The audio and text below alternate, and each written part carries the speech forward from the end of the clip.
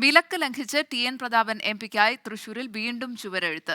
പുല്ലഴിയിലെ കോൺഗ്രസ് ഓഫീസിനു മുന്നിലാണ് ഇന്നലെ രാത്രി പുതിയ ചുവരെഴുത്ത് പ്രത്യക്ഷപ്പെട്ടത്. കെ.പി.സി.സി സെക്രട്ടറി എ പ്രസാദിന്റെ നിർദ്ദേശപ്രകാരമാണ് ചുവരെഴുത്ത് എന്നാണ് ആക്ഷേപം.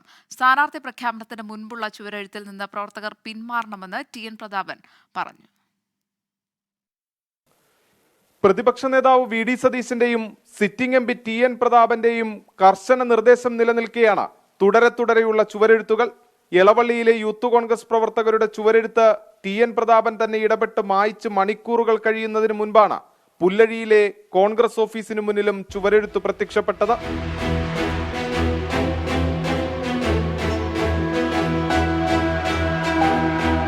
പ്രതാപത്തോടെ പ്രതാപൻ തുടരുമെന്നാണ് പുതിയ ചുവരെഴുത്തിലെയും വാചകം. കെ.പി.സി.സി സെക്രട്ടറി കെ പ്രസാദിന്റെ നിർദ്ദേശത്തെ തുടർന്ന് അയ്യന്തോൾ മണ്ഡലം പ്രസിഡന്റ് കെ സുരേഷിന്റെ അറിവോടെയാണ് ചുവരെഴുത്തെന്നാണ് ആക്ഷേപം. എന്നാൽ സ്ഥാനാർത്ഥി പ്രഖ്യാപനത്തിന് മുമ്പുള്ള നീക്കത്തെ പൂർണ്ണമായും തള്ളിയ ടി.എൻ. പ്രതാപൻ എംപി പ്രവർത്തകർ ചുവരെഴുത്തിൽ നിന്ന് പിന്മാറണമെന്നും ആവശ്യപ്പെട്ടു. 24 തൃശൂർ.